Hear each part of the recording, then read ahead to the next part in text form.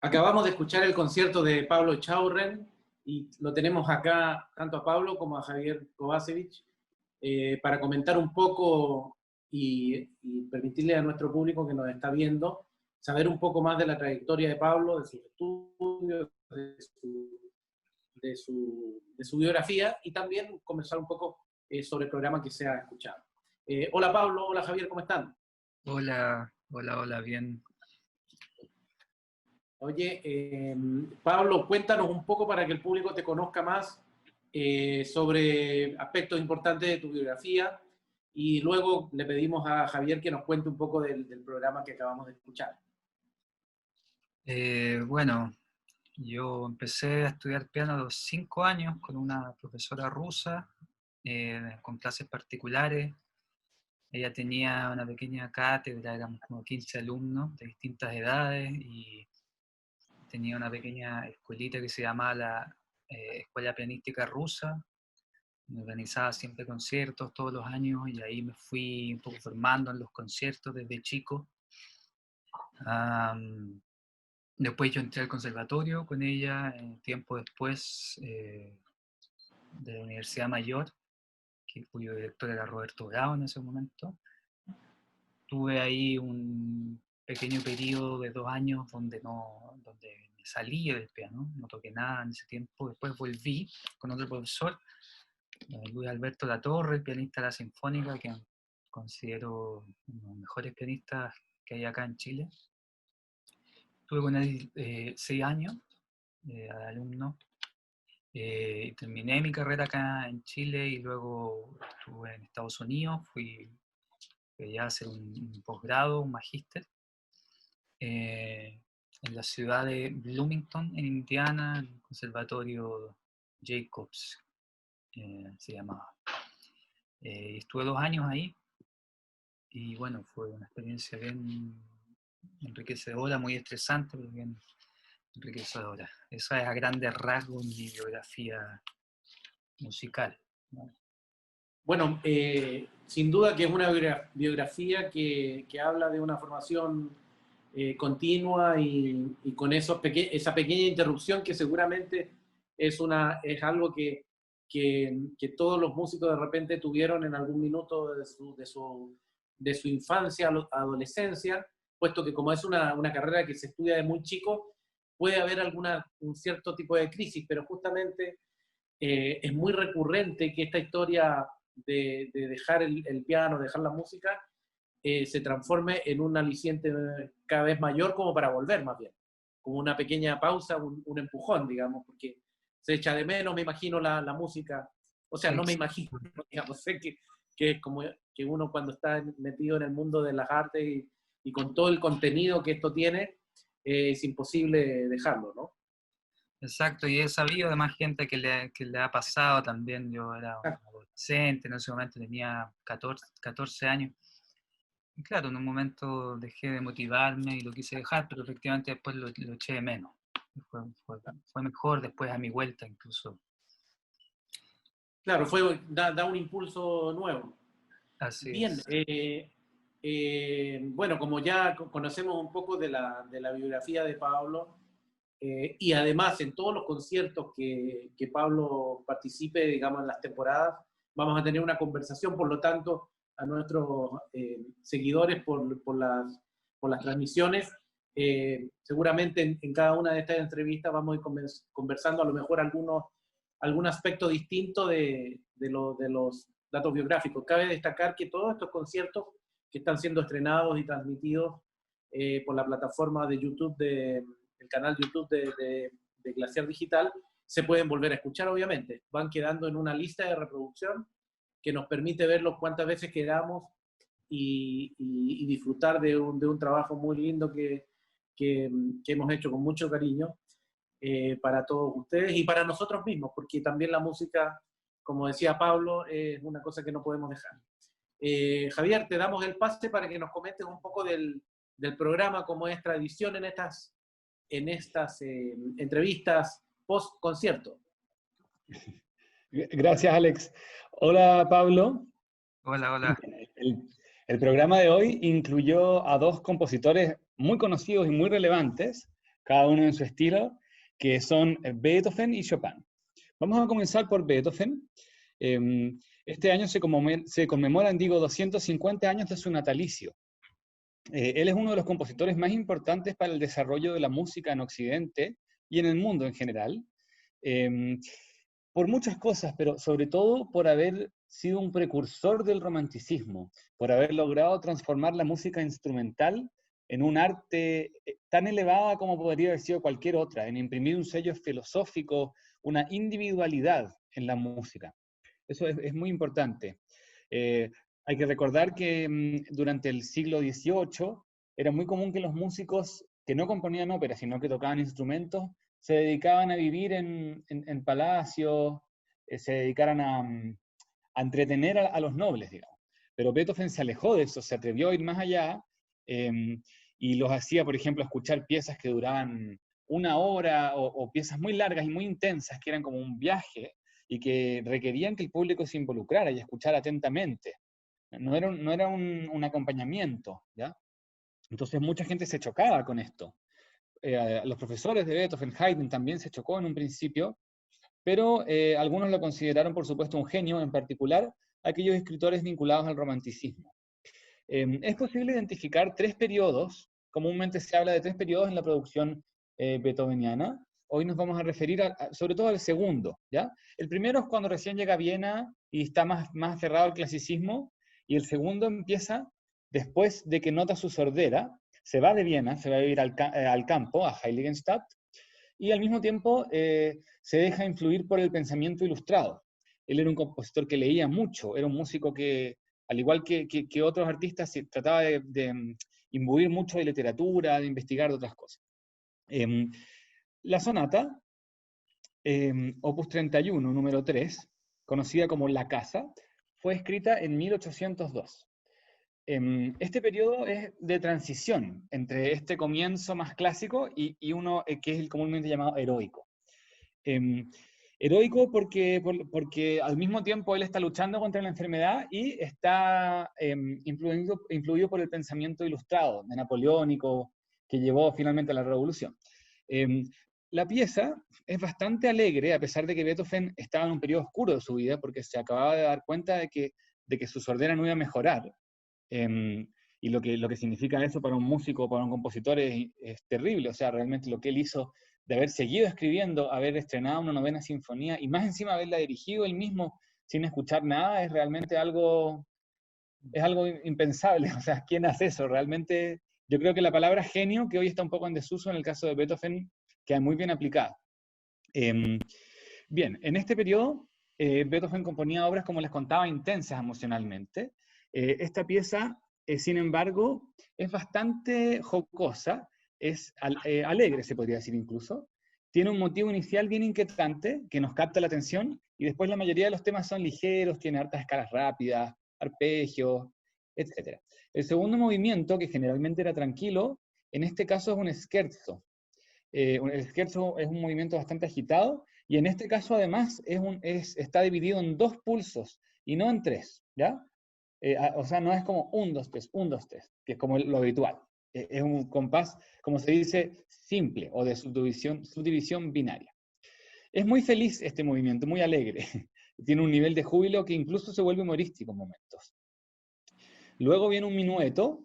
El minueto se usaba mucho durante el clasicismo, como parte de las sinfonías o de las sonatas. Este es el último minueto que aparece en una sonata para piano de Beethoven, ¿ya? Es algo muy tradicional, que después abandona. Y finalmente tenemos el último movimiento, que es bastante vigoroso, tiene un ritmo de danza, como el de la giga, que es un baile barroco, o la tarantela. Por este movimiento es que se le llama comúnmente la caza. Algunos ven una escena de caza en la que un jinete está galopando, ¿ya? Al son de trompetas o de instrumentos de bronce. Tiene ese tipo de sonoridad. Bien, Pablo, te doy la palabra para que nos cuentes tus impresiones de la obra. Sí, bueno, Beethoven, como decías tú, muy influenciado por principios ilustrados. Creo yo que era un compositor bastante revolucionario. Digamos, no solo se le considera como el compositor de transición entre el periodo clásico y el romanticismo. Pero creo que desde su segundo periodo compositivo empieza en su música a haber ya semillas realmente revolucionarias para lo que sería el desarrollo musical posterior. Bueno, era muy admirador de Napoleón Bonaparte, y después, bueno, se va a decepcionar de él más adelante. Pero un compositor con un espíritu muy revolucionario. Y esta sonata, a diferencia de muchas de sus obras tan dramáticas, yo creo que Beethoven sea un compositor dramático, Beethoven tal vez el más dramático. Pero esta obra en particular es muy jocosa, como decías tú, es muy como de mucho humor. ¿Sí? Entonces tiene un montón de motivos musicales y sonoridades que emulan a veces otros instrumentos. Por ejemplo, el segundo movimiento, un acompañamiento en la mano izquierda, emula a un fagot, por ejemplo. Muy orquestal siempre Beethoven, sus sonoridades para componer en el piano. Pero bueno, tiene un montón de cosas que al oído educado van sorprendiendo respecto de de la época. La gente, digamos, quien asistían a estos conciertos eran generalmente las élites, la nobleza, gente para la que ellos trabajaban. Y era gente con el oído bastante educado, no necesariamente músicos, pero sabían de música, sabían de las formas clásicas, y los conciertos eran oportunidades en las que ellos iban a ver, digamos, y a sorprenderse un poco con las habilidades compositivas e interpretativas de distintos compositores, como Mozart, por ejemplo, y Beethoven, que era considerado un virtuoso en el piano. Entonces esta sonata está llena de cosas que desde el punto de vista de la forma sonata, de forma clásica, van sorprendiendo. Y esas son las cosas que el público buscaba, ¿no? Montones de armonías suspendidas que van a resolver después, que las dejan suspenso.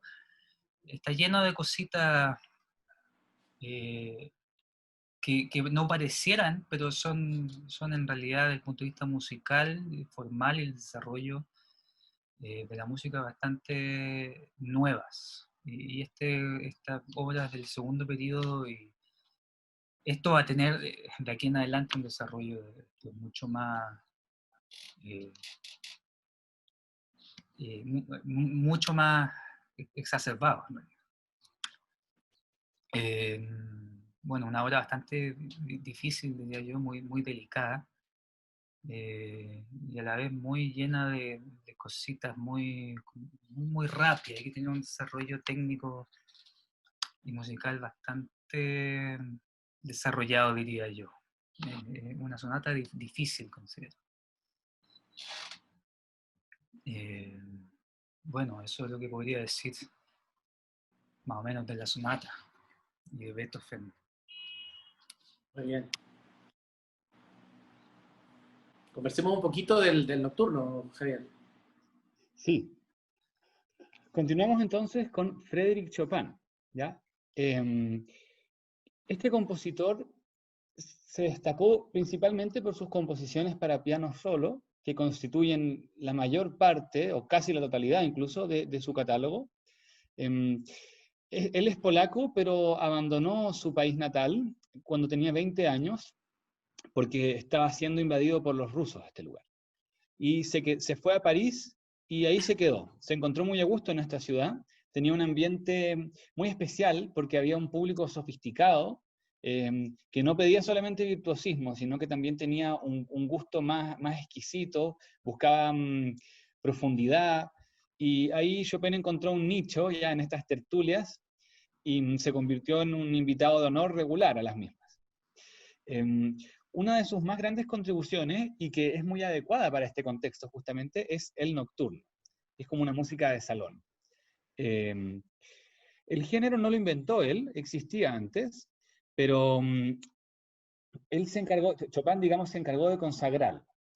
El nocturno en realidad se llama así, sobre todo porque son piezas pensadas para ejecutarse cuando el sol se ha puesto, en un contexto de intimidad. En promedio duran como 6 minutos. Sus características vienen del bel canto italiano, que tiene melodías rebosantes de ornamentos y que flotan por sobre un acompañamiento rítmico.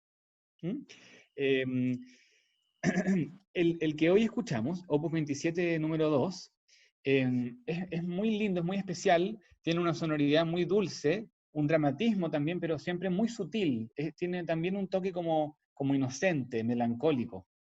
Y al final, cuando la melodía del comienzo reaparece, Chopin muestra realmente su maestría para adornar. O sea, la cantidad de escalitas y detalles muy finos que tiene, pero que aún así se conserva esta paz que tiene la sonoridad de esa sección, digamos. Tan luminosa, pero al mismo tiempo, como decía antes, nostálgica.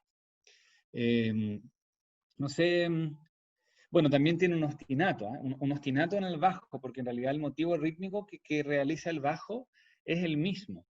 Incluso generalmente los nocturnos tienen un contraste entre la parte inicial, después una parte central que es mucho más, que es muy diferente en carácter a la otra, y después en la parte final vuelve la inicial. En este caso no hay un contraste tan claro, y quizás sea sobre todo porque el bajo, que hace unos saltos muy grandes de manera constante, se mantiene haciendo el mismo motivo, ¿ya? Aunque va cambiando la armonía, obviamente. Pablo, te doy la Sí, palabra. para empezar con lo último que dijiste, efectivamente suelen los nocturnos ser una forma A, B, A, donde A es un tema, ¿cierto? Un B, un tema diferente, contrastante, y un A nuevamente que retoma el tema. Este nocturno no tiene una forma muy, muy definida. Podría decirse que hay una ABA también, pero el B siendo como una especie como de desarrollo más o menos del A, una parte como bien dramática dentro del nocturno. Sí, Chopin, como decías tú, efectivamente es un compositor muy melódico en el piano. Melodía inspirada en el bel canto italiano, un estilo operático, ¿no? O sea, tomado directamente del canto, de la voz. Compositor además creo yo muy importante en el desarrollo pianístico. Uno de las cosas que él realmente expandió en el piano es el desarrollo de la mano izquierda. Como acompañamiento, digamos, la mano izquierda ya tiene una forma de acompañamiento muchísimo más protagónica, con una gran plasticidad, distancias muy, muy largas que a veces intenta cubrir en un arco, ¿no? Pero que no se supone que uno ligue, digamos, separar el sonido. No se puede hacer con los dedos porque la mano no alcanza por muy grande que sea, ¿no? Pero es como una necesidad musical, es producto de una plasticidad que él busca, una elasticidad. Entonces vemos un desarrollo en la mano izquierda del piano, en la parte de acompañamiento del periodo clásico, Mozart, Haydn, Mozart, Beethoven, hasta Chopin, y melódico también, porque Mozart, por ejemplo, Schubert, compositores muy melódicos, digamos, que se les reconoce por su carácter melódico siempre. Pero Chopin ya netamente en lo que es el piano que conocemos hoy día, Mozart tocaba en el pianoforte, no existía el piano como lo conocemos hoy en esa época. Entonces Chopin, claro, de un melodismo, digamos, muy, muy desarrollado en un instrumento que originalmente no fuera tan melódico, ¿no? Ese tipo de melodía está mucho más reservada al canto mismo, al violín, al instrumento de cuerda, la flauta. Bueno, efectivamente él fue quien realmente popularizó este género de los nocturnos, y lo conocemos principalmente por él, ¿no? Y son obras que no son desde el punto de vista técnico, lo más complicado que Chopin tiene, gran destreza y gran virtuosismo, nunca demasiado pirotécnico como otros, pero sí muy difícil, con una gran plasticidad, como decía antes, donde todo tiene que estar unido de una manera muy sutil y con mucha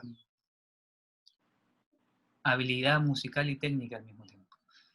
Los nocturnos son en general piezas más lentas, más íntimas,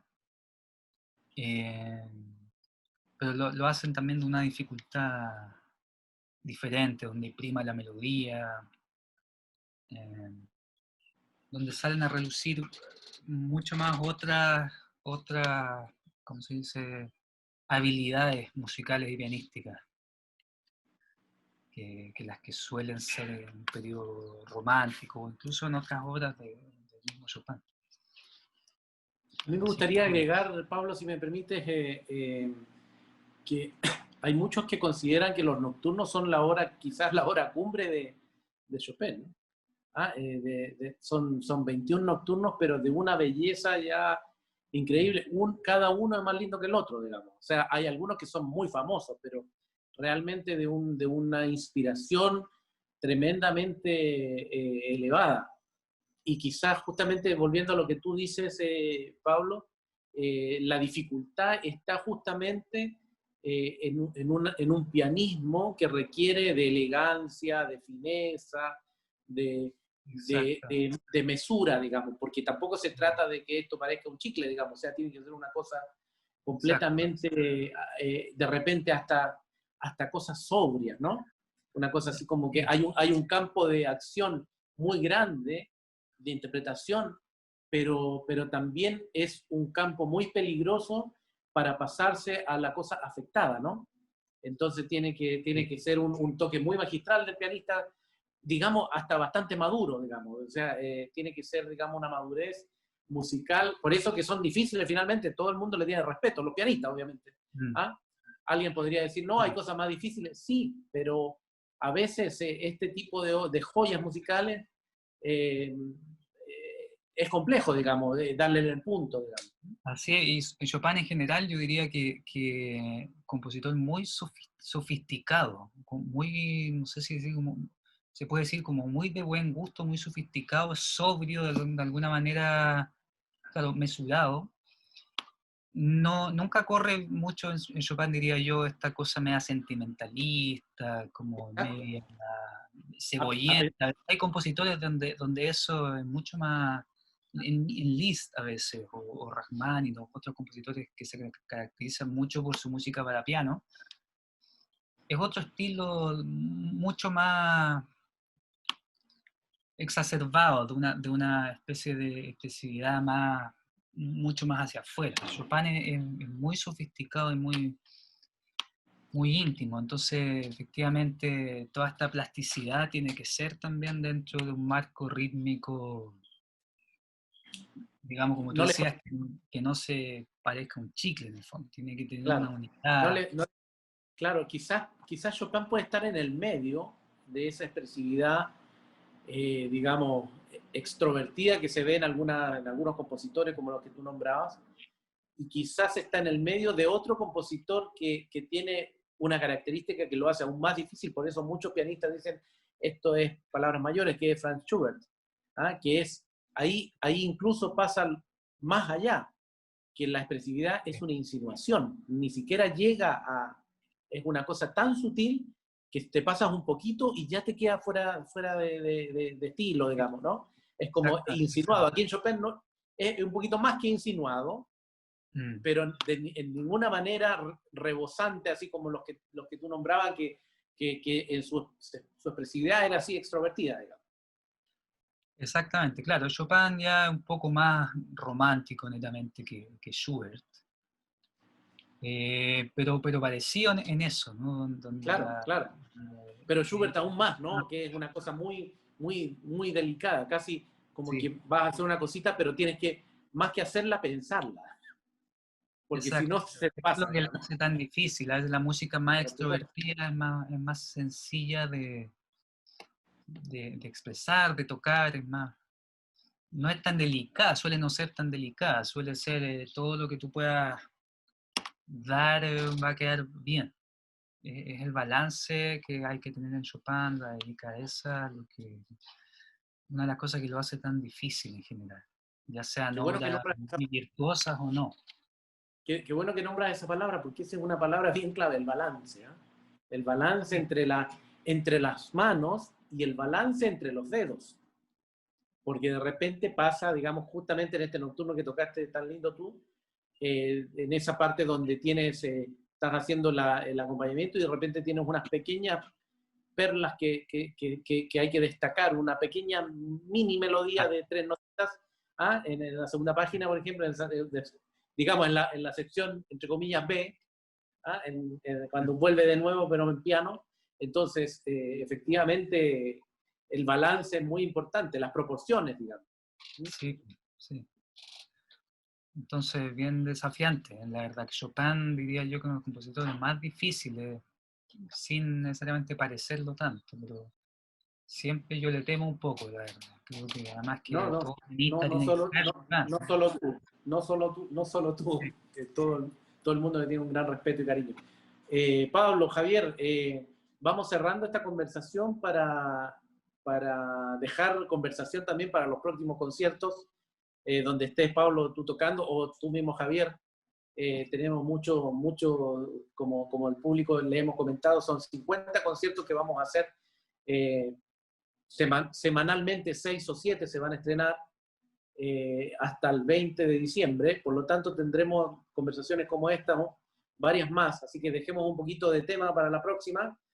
Pablo, felicitaciones nuevamente, te agradezco, Javier, como siempre, muy, muy interesante las notas al programa que has escrito, y bueno, nos vemos en la próxima y saludos a todo nuestro público que nos está siguiendo y que por favor no dejen de conectarse a las transmisiones, a los estrenos, y también si quieren repetirse algunos de los conciertos, están todos en la lista de reproducción del canal de YouTube de Glaciar Digital, que se ha unido junto a nuestra Fundación Pianos para Chile para llevar a cabo la grabación y la transmisión de estos lindos conciertos. Bueno, nos vemos en la próxima, que estén muy bien, adiós. Chao, gracias.